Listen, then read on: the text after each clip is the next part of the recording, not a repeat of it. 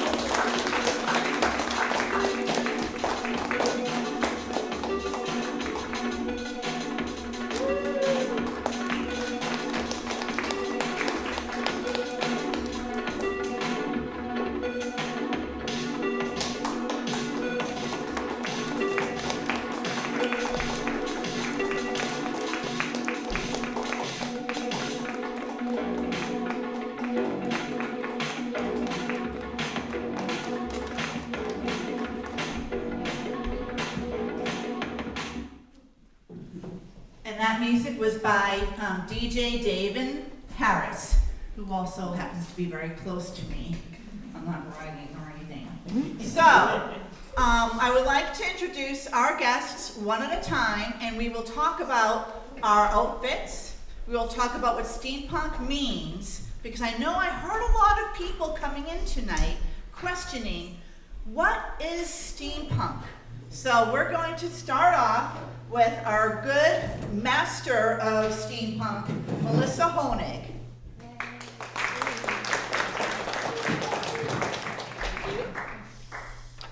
Getting it tangled. Here we go. Showing off all my props and bits. Now, would you like the microphone? Sure. Hi, my name is Melissa Honig. I am the lead organizer of the Watch City Steampunk Festival, which is coming up next weekend, Saturday the 10th. We are this is a free outdoor festival that has been happening in some incarnation or another since 2010. It started with the Charles River Museum of Industry and Innovation, and then was relaunched for 2015 by the Downtown Waltham Partnership, who continues to be the sponsor today. And but I don't do it alone. I have a whole team of people, some of whom are here today, and we hope to see you there. Thank you so much, Melissa. So, as you can see, you have some props with you today. Would you like to tell us about them? Sure. Let me stand up. So I kind of brought props to let people think about it's not just the clothing, because you can take some really basic clothing, you know, a roughly skirt, a peasant kind of blouse. I think it's the accessories that really help make something steampunk. So I'm showing off some of the props that I have, and that you don't have to spend a lot of money on them. You can. I'll show you something I spent a lot of money on. But this, this little zap gun, this central part is a plastic dollar store pop gun that shot ping pong balls. And I painted it, there were a lot of little details in the plastic that I painted to make it pop. This is parts of a brass candlestick from the thrift store that I just kind of took apart and re-glued together. And my little mysterious energy bulb here is an upside-down bud vase on a cork with a piece of, with some wire just randomly wrapped around it. And it just makes a cool-looking little gun. The bulb kept coming out, so I eventually gave up and I just put it on Velcro, so if it falls out, I stick it right back in. So this is an example of props that can be just kind of assembled from bits that you can find in dollar stores, in thrift stores. You don't have to spend a lot. I did mention the thing I did spend a lot of money on. If you want to, I bought this purse from a vendor at a steampunk event. Handmade leather, he had like 5 of them and they were selling quickly. Yes, thank you. You know, a nice little, it's shaped like an airship. It's got the spinner on the back. And the gondola underneath is where your cell phone goes. So it's very cleverly done, cost me about $175. So that's the other extreme is if you want to spend money, you can spend money. But you don't have to. A lot of steampunk you can. Probably got something in your closet. You can hit thrift stores. You don't have to look for things that are steampunk. You know, you can. I have a lot of things that I've bought from Wild West supply shops because Western wear works very well. And the other prop I was going to show off, this I got I think from Sears, and it was one of those. Yeah, okay. This is one of those kids' toys that is supposed to be just like the tools mom and dad have. So it was like originally kind of bright orange, and it was like a bug sprayer or basically a fancy squirt gun.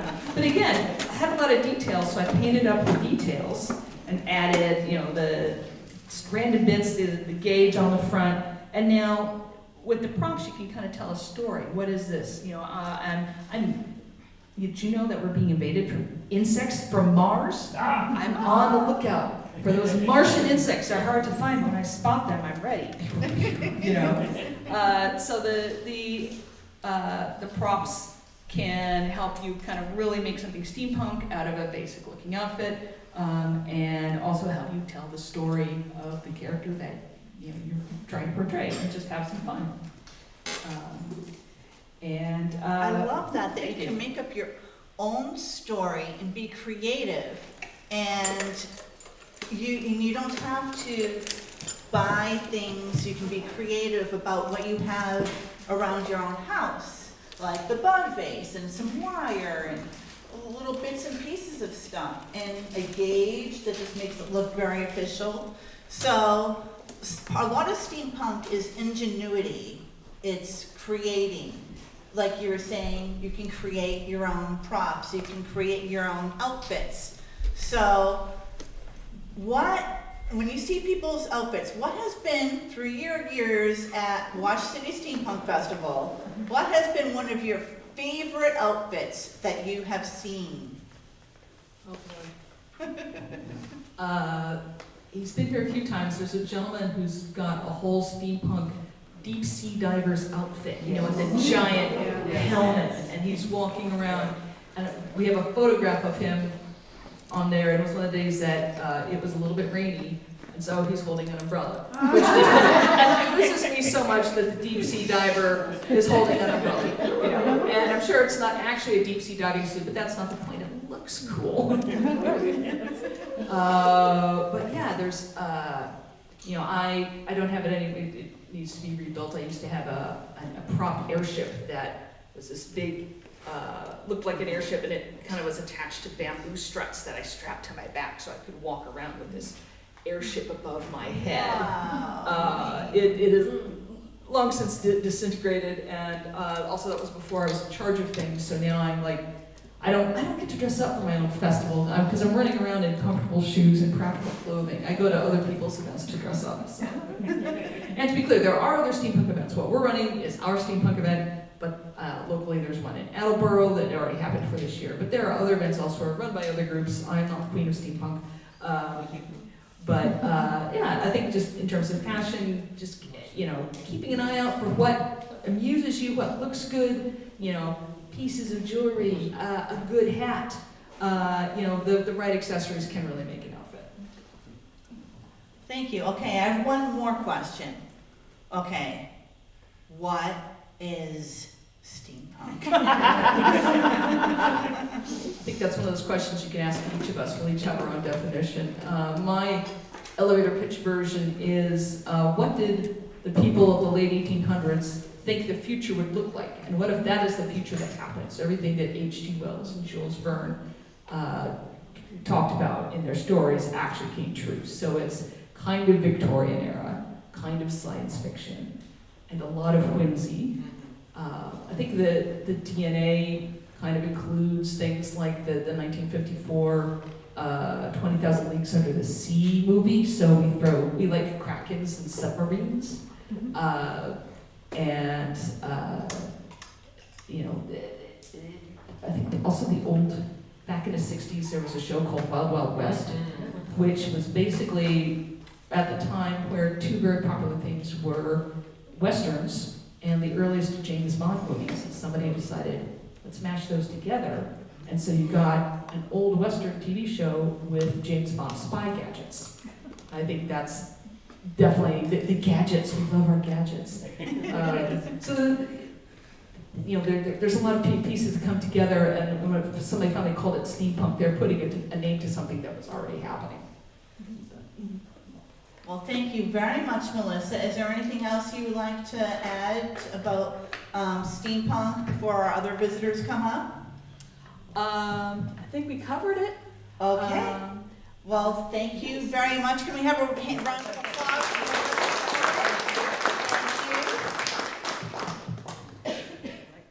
And now I would like to call up my next guest, Ara. You may come up now at your leisure.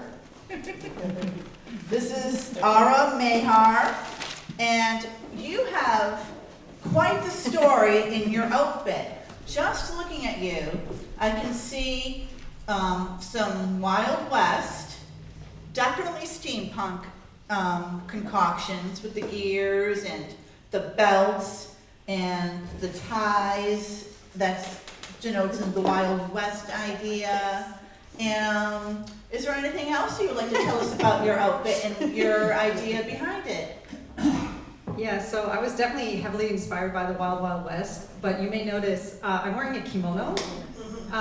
So by day, I'm a neuroscientist, but by night, I'm a professionally licensed kimono instructor. So my wardrobe is a couple of black shirts and then like hundreds of kimono. So as was kind of mentioned before, a lot of steampunk can just be, what do you already have? And I have kimono. And so my outfit is basically partly influenced by Kat, who will be talking later, who has an airship. So I'm like, okay, so I am the rich merchant son who has a bunch of money. I ran away from home, and I'm like, I want to go check out California. I got my goggles, protect from the winds, and now I'm going to go find out what it's like to be a cowboy. And so a lot of this is just stuff I already had, and only a few things had to be added in. So like the goggles, that's it. And then the gun holster. I don't just have a gun holster for funsies. But otherwise, this is just literally stuff I already have. You know, a white, t-shirt, the kimono, of course. The pants are for a Ren fair. These are just my shoes. So it's combining one of my, like a really great, steampunk is such like an amazing fashion subculture, and like something I just do all the time, which is kimono. So yeah. Well, thank you. So what first made you think of mixing kimono with steampunk?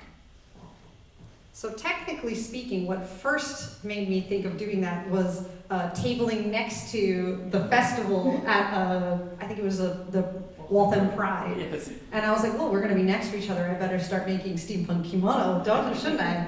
And then after looking into it, I think one of the coolest things is, if you look at I have my notebook because I'm terrible at dates, but I won't bore you with the exact dates. But the Victorian period perfectly overlaps with the end of the Edo period and the Meiji period in Japan. And if you don't know Japanese history, the Meiji period is when the US came over at gunpoint, was like, trade with us? And Japan was like, I guess so. And then this started this huge, rapid westernization and modernization of technology and fashion and everything. So in Japan, at the Victorian period, you have Japanese people wearing Western clothing, wearing Victorian dresses. So it's like, it's literally the most beautiful overlap, and you have Japanese emissaries going to the West, going to California. One group that went over in, I think it was 1960, stayed there a whole month, just hanging out in like San Francisco. So like it's actually 1816. Did I say 19? 18, of course. Of course. Don't make me feel so ancient. I'm a little baby. And so it's just, it's perfect. I can't think of any other better overlap between, this is like, it literally makes perfect sense to combine steampunk and Japan. And steampunk has a pretty good following in Japan too. And it looks a lot like what we do, with just a little bit of extra kimono thrown in. So it's honestly, yeah, a perfect fit. So ever since then, I've been like, I did a fashion show with 5 different steampunk kimono outfits. And I've been trying to like refine and improve on those outfits since then, and it's always a pleasure to get to be here. Well, thank you so very much. Would you like to stay on your chair here while we welcome Kat to come up? Sure, yeah. Thank you.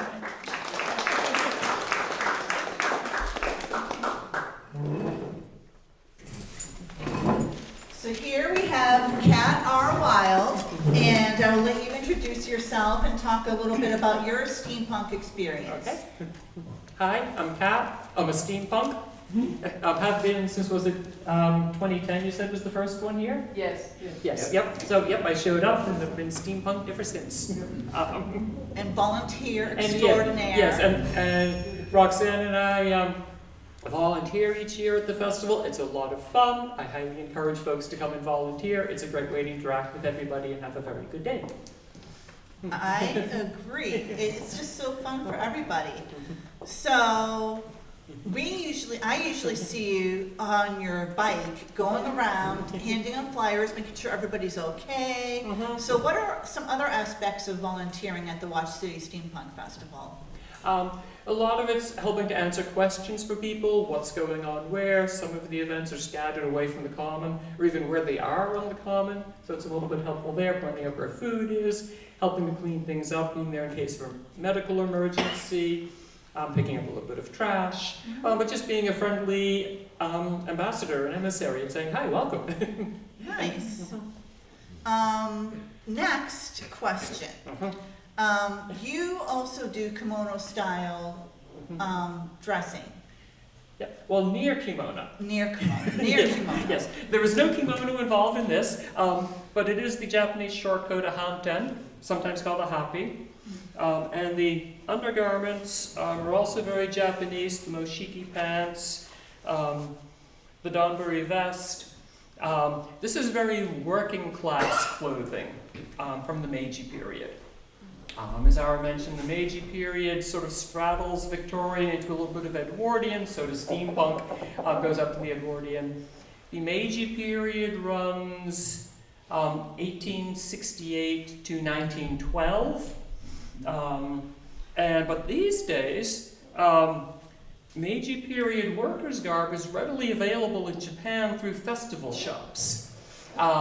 This is very popular clothing style with taiko drummers. That was made popular in a Toshiro Mifune movie, The Rickshaw Man. And he does he's a Meiji period rickshaw man, does this great taiko drumming scene, and with the resurgence of taiko drumming in the 1960s, 1970s, people said, aha, that's what a taiko drummer looks like. So I really leveled up my shopping in Japan skills and trying to figure out Japanese clothing sizes. Even with that, the hanten, a large Japanese hanten will not fit a large American. Roxanne had to make this one for me. Can I add one thing? Yes. And if you want to look like a fancy dandy like me, the convenient thing is kimono hasn't changed since the Meiji period, so you can wear modern kimono and it is accurate towards the Meiji period. So like, be working class or fancy schmancy, modern things work perfectly fine, which is like really, really convenient, because that wouldn't be true a couple hundred years before that necessarily. And then the other thing with this outfit that makes it steampunk and blends into the actual Japanese history. There were actual Japanese airships. The first one flew in 1910, Yamada Shiki No. 1. There were 4 Yamada Shiki. The Yamada was the name of the company. They made inflatable rafts for the Japanese Navy and expanded from there into building airships. It is my theory there could well have been actual Japanese airship pirates or more likely airship ninja that were disguised as pirates but working on covert government business. Yamada built 4 of the Shiki. Each one had a successful test flight and then disappeared from history. So they had 4 working airships that were out there somewhere. If they were flying missions against the German colony in China, that would be a perfect job for your pirate ninja to take to the skies. Hence the goggles and the basic working cap was so that I can fly in safety. And the scarf to wipe the goggles. I love it. Perfect, perfect. Well, thank you so much, Kat. Can we have a round of applause?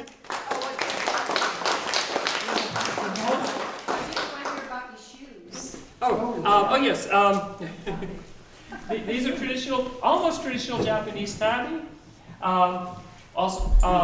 But cushion air sole. So modern ninja appreciate the cushion air sole tabby. It's much better for walking around.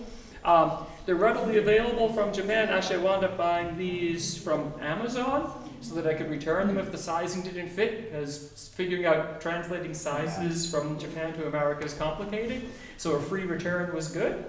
But these fit on first try, and they're super comfortable. Thank you. Thank you so much, Kat. Okay, thank you so much, Ara. And I would like to welcome up our next guest, Roxana. Now, you look exceptionally colorful and elegant, and your hat is just extraordinary. Would you like to tell us a little bit about it? I'd love to tell about it. Yeah. So my name's Roxanne Reddington Wild. I'm married to Kat, and Oh, stand up. stand up. Yes. Okay. And you can hold that, and you can demonstrate it as we do it. What was that? Oh, my belt just went. Yep. And I stole from Kat. I stole the belt from Kat, which you got from Dots. Yeah, Dots for like $3 or $4. I often wear a vest when I'm doing steampunk that I got from Dots for $4, and wear it regularly just for clothing. And really, when you're doing steampunk, especially when you're starting, just go look in your closet and say, oh, there's that thing I bought that I rarely wear, I sometimes wear, I always wear. You can see that sort of, I love blue. And I bought actually this lovely velvet little capelet. Got this the last day that Filene's was open in downtown Boston. I work right near there, and I've been sticking my head in to see what there was to buy for the whole 4, 5, 6 months. This was there, and I kept on watching the price go down, and finally, literally that last afternoon, it was still just hanging there in that one room they had open. I said, it's $5, I'll buy it. And I didn't touch it for 8 years. And then Kat and I went to the very first Waltham Steampunk Festival at the Museum of Science and Industry. And I realized, oh, this is basically Edwardian. Oh, I've got, actually I think at that point I had made, from Folkwear Patterns, the Edwardian walking skirt.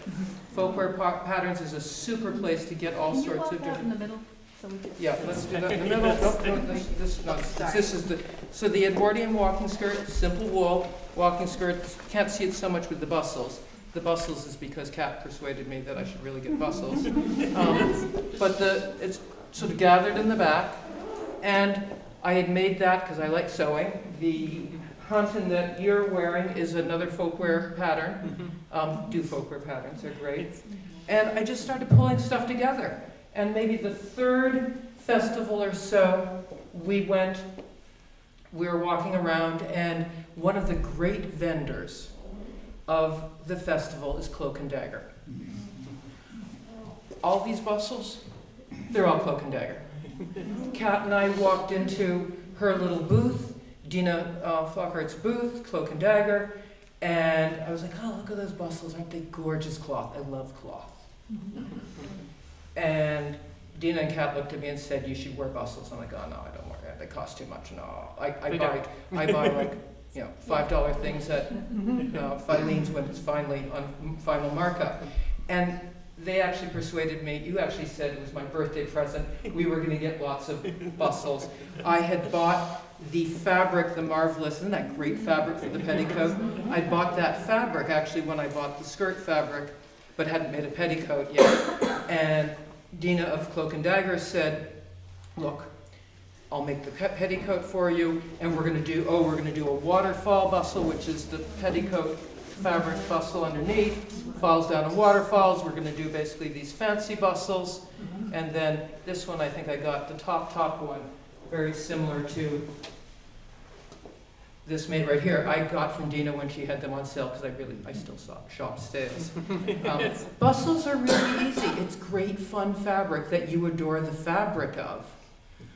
And it's just gathered, and there you can see the inside, just with a tie, and you basically layer them. Longer one, shorter one, tucked underneath here. I shouldn't be undressing. Let's see. Can you see there's a whole bunch of just wraps around my waist here? Basically, I've just tied them all in front, and then Dina had said, oh, we're also going to do a front apron for you. So this is just hiding everything. And it's just super, super fun. The hat was from the Eurasia Science Fiction Convention. It was, oh, look, it's a pith helmet. I'm actually an archaeologist, partly by background. And so I grabbed the pith helmet. We went to Michael's. I got some very cheap sort of plastic spangly trim, got some glue-on rhinestones in the front, got feathers for their decorate their plastic flowers arrangement, and found that I had great costume jewelry in my jewelry box. Costume jewelry is fantastic to do. And I put it all together. We fired up the heat gun. We fired up, AKA the glue gun.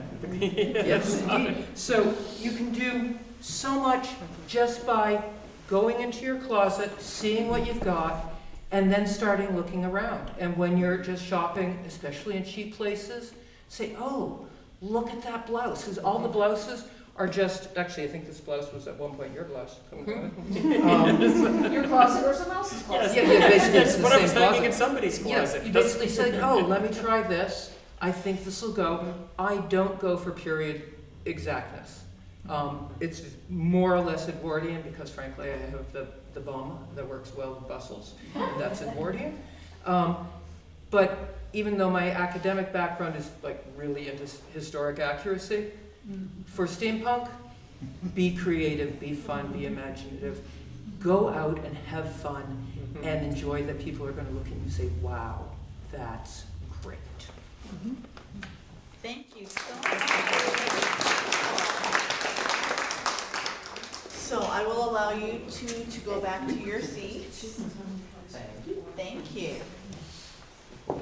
And our next and final guest is the distinguished Bill McKinnich.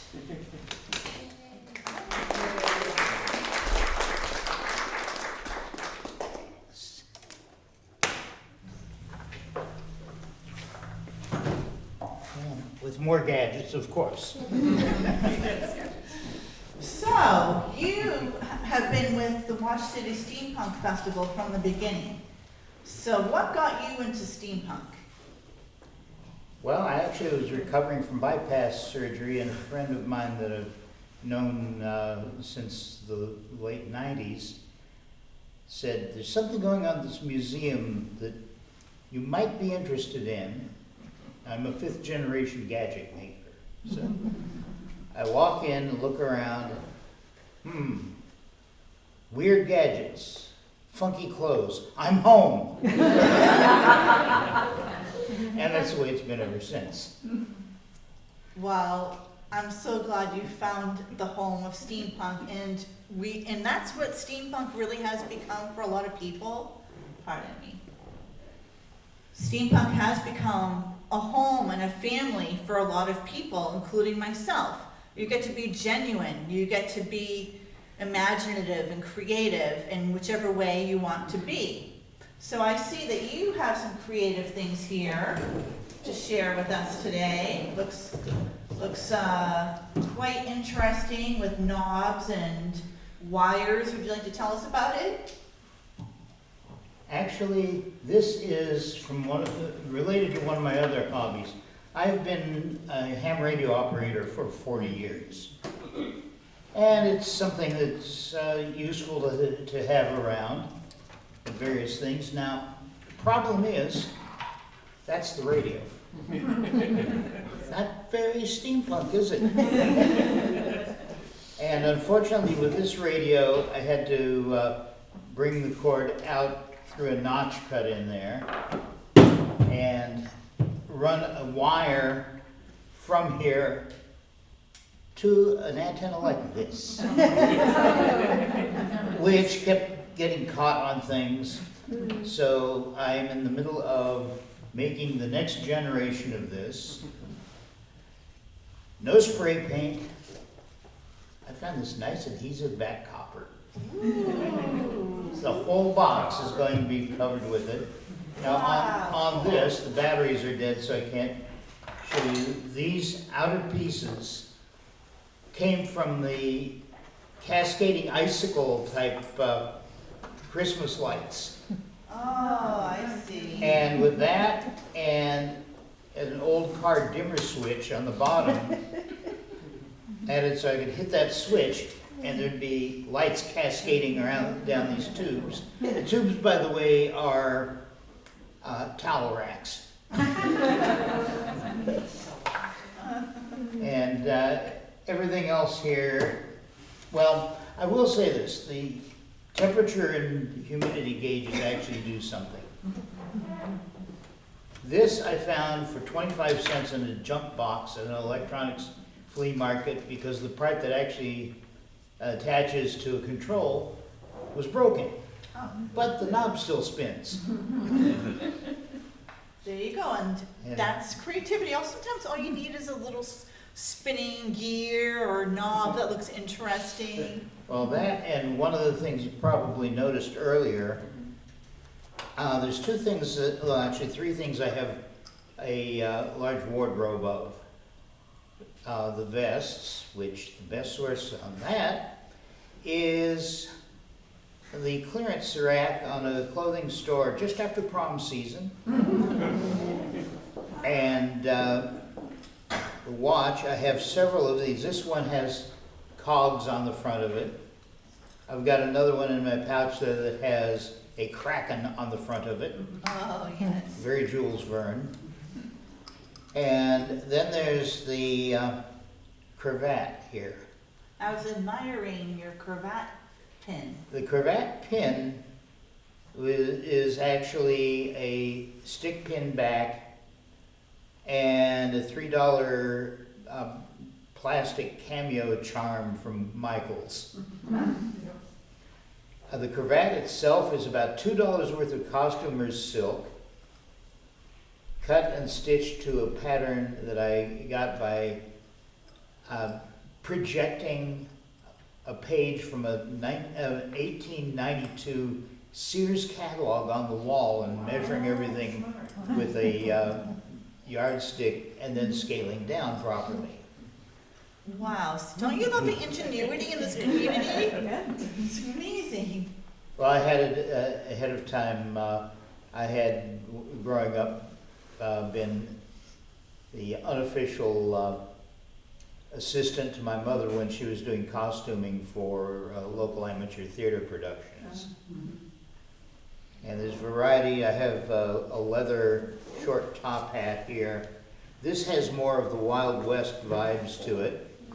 And with this, instead of the cravat, I would probably be wearing a bolo tie or a Kentucky Fried Chicken style string tie.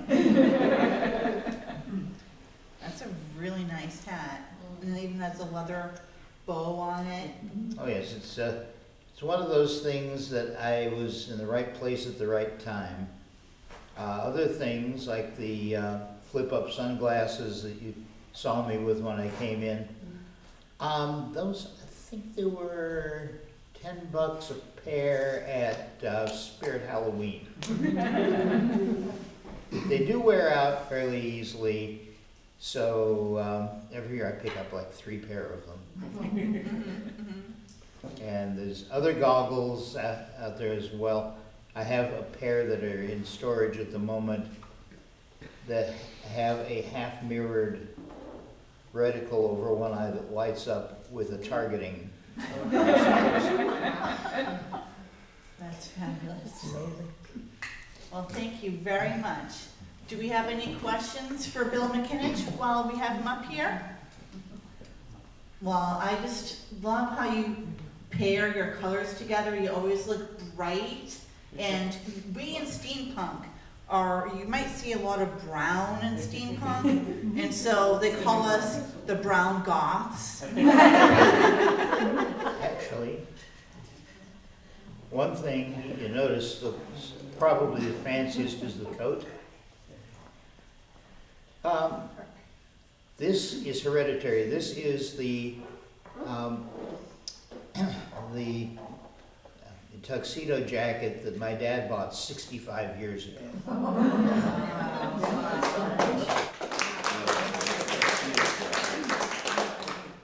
That's incredible.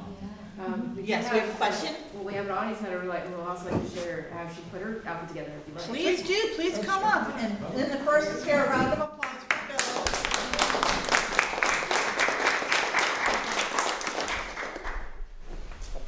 I'll bring your stuff back. Hello, have a seat. Don't you look marvelous? We were just talking about brown steampunk. And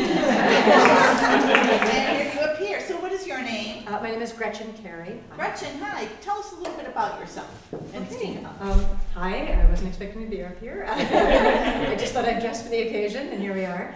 I actually also started at Watch City, so that was it was right around Mother's Day. It's always the Saturday before Mother's Day. And it was our Mother's Day celebration for several years, my daughter and I, and my husband, we would all come, and he's got a full duster, he's a big guy, yes. and I would every year add something to the outfit, and yes, this is thrifted, all of these pieces are thrifted, and yes, it is, brown does happen to be good for redheads, so that worked out. But my daughter, at that point, my father is an engineer, and my daughter was obviously was heading that direction, and then she joined the robotics team, and there's a huge overlap. I think there's just such a big, really core to steampunk that is all about engineering and innovation and science and the appreciation of all that. And I think certainly the Jules Verne part of it, I happen to like his work. So yes, all of that comes together, and the hat was from Disney of all places. But it was the thing I was missing, so I was very excited to see it. But I also, for instance, in picking out jewelry, which was not thrifted, I found it specifically, but there are the motifs of wheels and gears and things like that, right, you can pick that up along the way. And this is actually, this necklace, I looked for this, I actually saw one at Watch City, at the festival, and didn't buy it that year and was so sad, and several years later I decided I was going to hunt it down. And so this necklace is in the spirit of science, and I was a biologist, a degree in science, and I enjoyed, there's actually little tiny bones in there that make little flowers and a little scene and everything, and I thought that was very unique. And so yeah, once again, the rather Victorian. It's very Victorian. Yeah. Victorians loved the gruesome and Yes. bones and taxidermy and ghost stories. Yes, the macabre. Yeah. Yes. So absolutely, and so I decided to lean into that. So I'm not an engineer, but I go the other direction with the life sciences part of it. So I like my Krakens as well. So, any questions? Yeah. I noticed your shoes have lace. Oh, yes, these are Salem, okay? These were actually for my daughter's wedding. So they're called an Oxford pump, okay? And I think one of the things that I really like about steampunk is that it's a practical sort of fun way to get dressed, okay? And if I'm going to be wearing heels, they're going to be practical. So, but they do have a bit of lace to them, which makes them fun. And they're exactly Oxford shoes, but with a little fun kick to them. So, thank you. Yeah.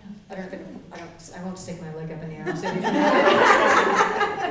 You're welcome to come up later. And, so that's yes.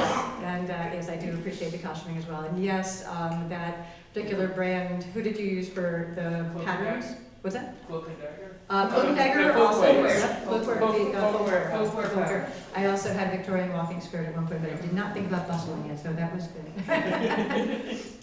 Yeah, but anyway, it's a lot of fun and it's easy to get into and people admire what you did do. So don't think to yourself, I don't have the entire ensemble. Just say, you know, just wear it in good fun and people will say things like, love your hat. Yeah, it makes your day, right? Yes. So congratulations, you got into the spirit of things. Don't be intimidated by, you know, perfection by any means. Just Absolutely. Thrifting is the way to go and it doesn't take much to get in. So. All right, Thank you well, very much. thank you so much.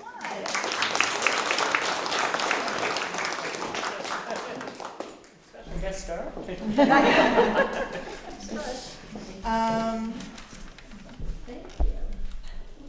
Do we have any further question and answers that you would like to ask any of our guests?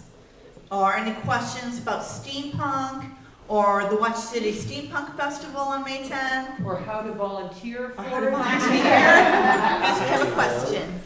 Sure, I've always liked the acrobats at the festival. How does that connect to the rest of steampunk?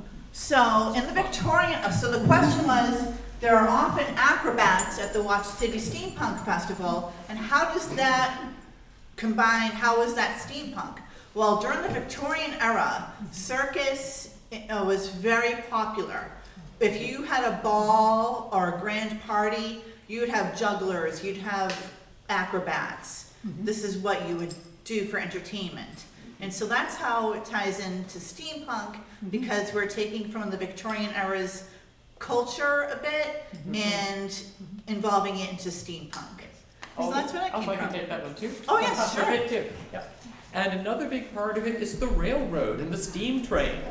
That's entirely what made Barnum and Bailey's possible. So it's completely steam-powered entertainment to get it there. Thank you, thank you. Yes. What's the name of the YouTube channel that's, Oh, okay, so this will be on the Waltham Museum's YouTube channel. So it probably will take a couple, hopefully before Watch City Steampunk Festival.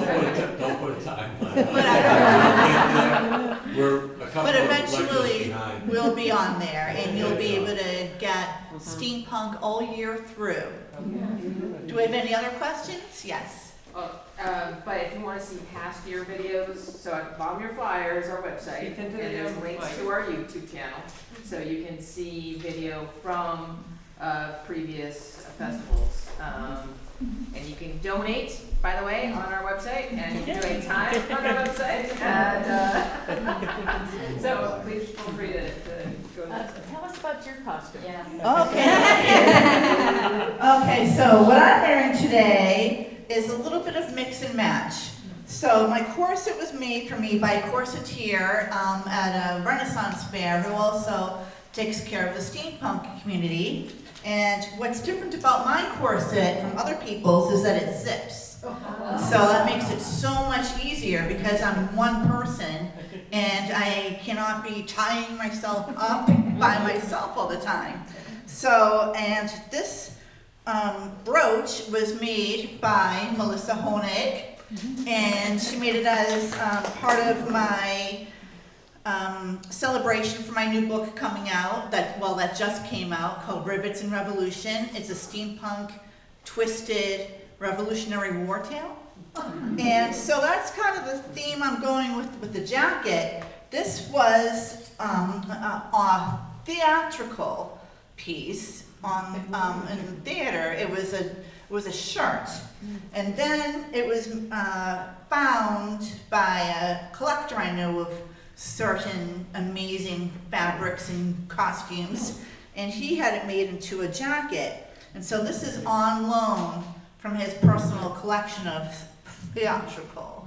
And I just love it. So I'm wearing it in honor of his brother who first obtained it. So, and also I'm wearing the Stonehenge watch, which is invented by my dear friend Peter Payak. It tells the accurate time, except for this one I have to change the batteries in. But you pop it open, and inside a model of Stonehenge, and it has a compass, so that you can use the model of Stonehenge as a sundial when you go outside, and you can predict the next eclipse. So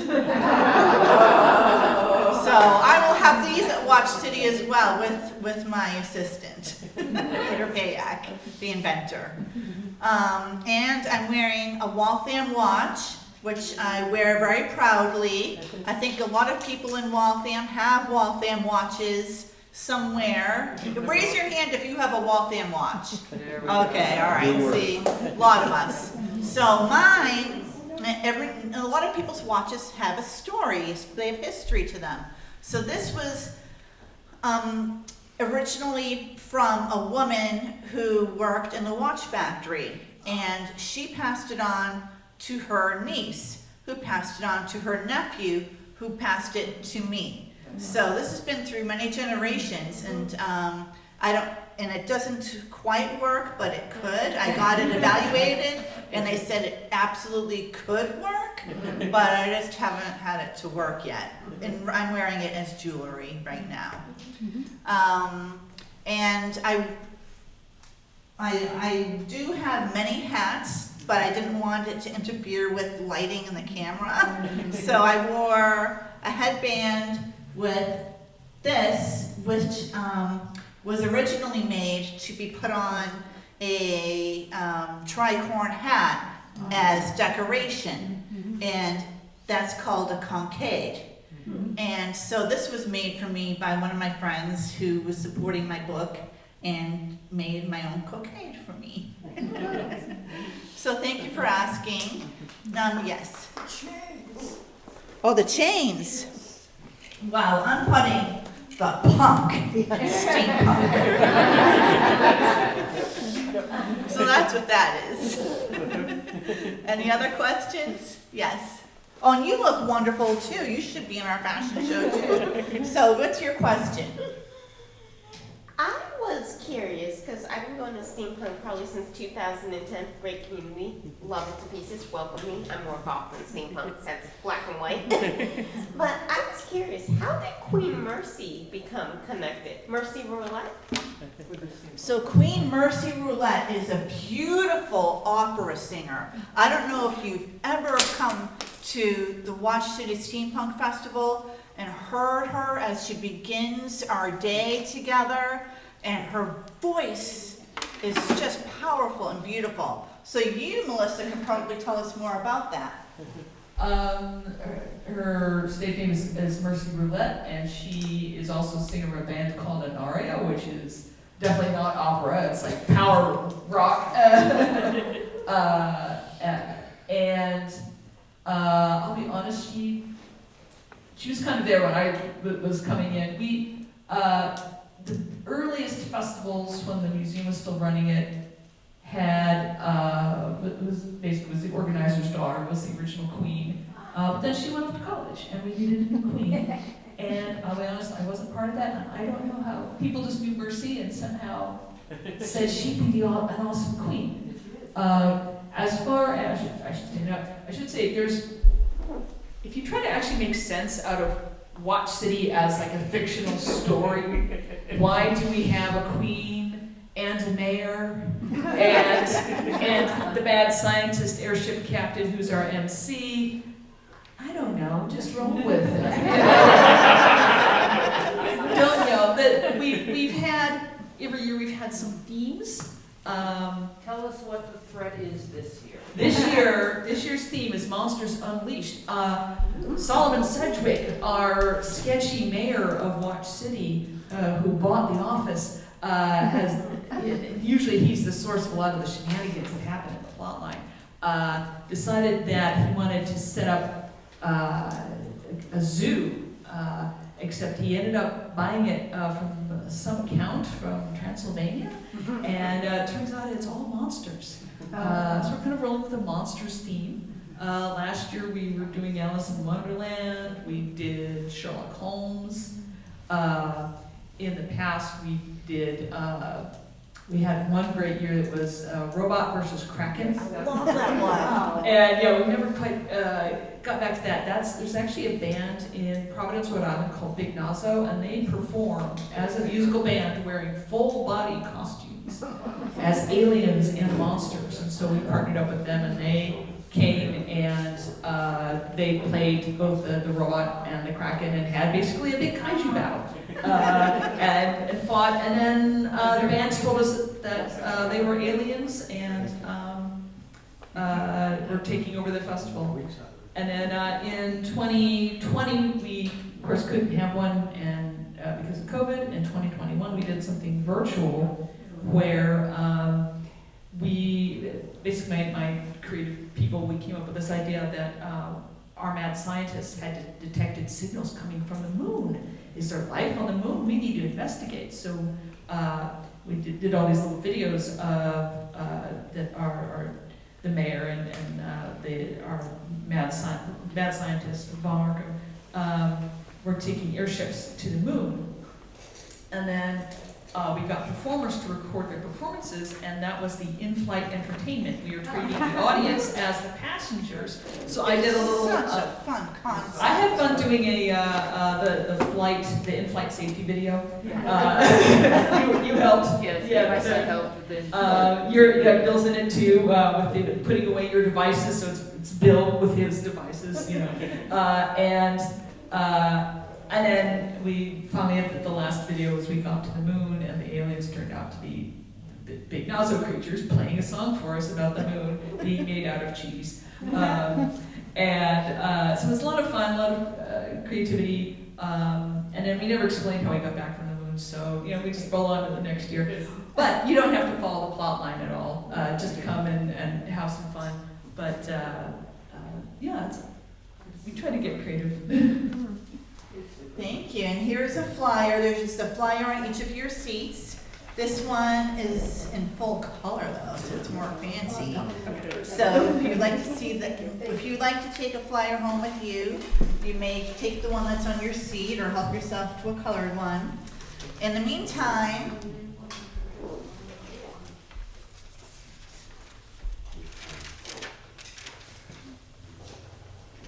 thank you, everybody. Do we have any more questions? Yes. First, I'd like to thank everyone for coming here. Jessica, thank you for arranging this.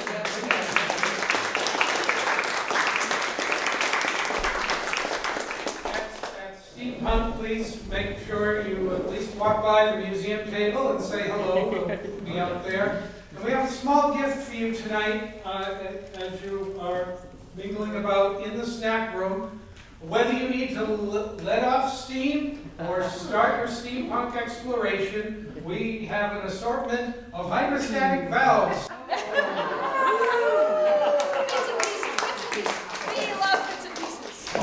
you guys open on that Saturday? No, we'll be at the table. Okay, just a table on top. So thank you very much, everybody. Thank you to my